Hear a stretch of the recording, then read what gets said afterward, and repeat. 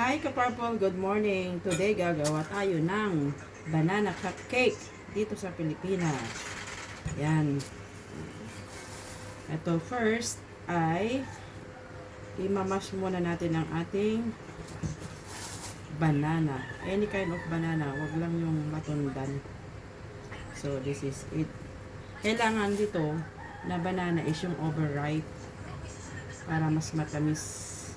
Saka pag more overripe siya, less sugar tayo ka-purple.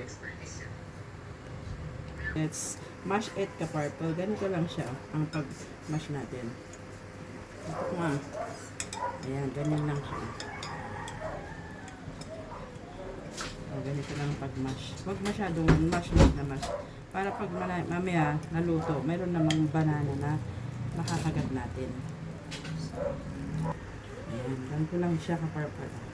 So, pag na-mash na natin, lalagyan natin siya ng butter. Ayan. Tapos, lagyan na natin siya ng butter. Siguro mga half lang nito. Tsansado ko na ka-purple, kaya alam ko na. So, ito lang siya. Imamash mo rin. Ayan, tapos. Mix natin siya. Tapos, ang sugar natin ka-purple ay 3/4 cup lang. Yan. Kasi hindi masyadong hinog yung ating saging. Kaya 3/4 lang ang ating sugar. Actually, brown sugar is fine. Pero dahil wala akong nabiling brown sugar, light sugar lang ito. So, okay lang yan. 2 eggs. Yan. Dalawa ka-purple. And then, mix natin siya ka-purple. Ito yung mga, liquid. Or soft. Mamaya yung dry naman na ingredients. Next ka-purple is ang ating plain flour. Ayan.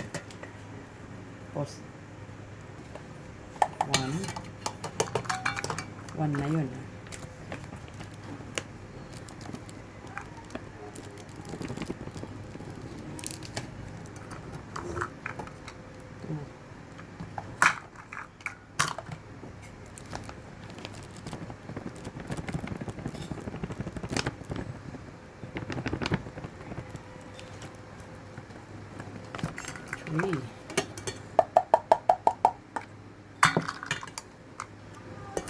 Ayan. Salain natin. Well, dahil wala tayong self-raising flour, ito na lang gagamitin ko. 2 baking powder, 2 tablespoon. Ito pampaalsa lang naman. Or maybe, let's say 3. 3 na lang. Kasi supposed to be mayroon dapat isang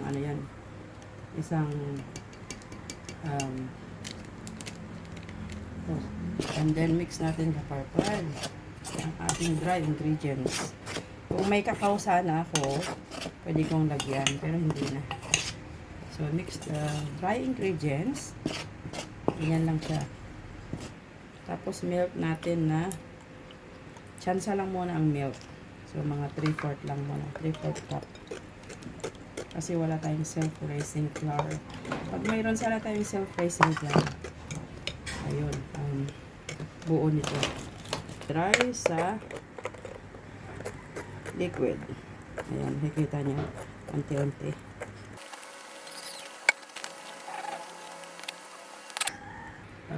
Pag medyo alam niyo na hindi pa siya okay ka-purple, dagdagan niyo ng water. Well, parang dry pa siya ng konti. So, hinay-hinay lang na milk ang idagdag mo, hindi water. Sorry, I have mistaken. Milk lang dapat. Additional milk, purple. Konti-konti lang yung pag-add nyo ng milk. Tapnusan nyo na basuyak na kanata. Ayan, ready na ka-purple. Oh. Salin na natin ang ating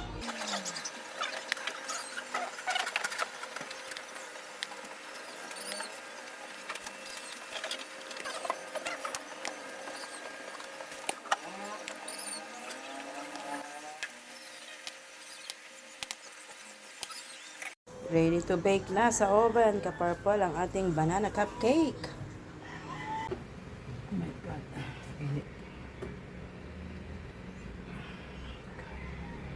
Ano to?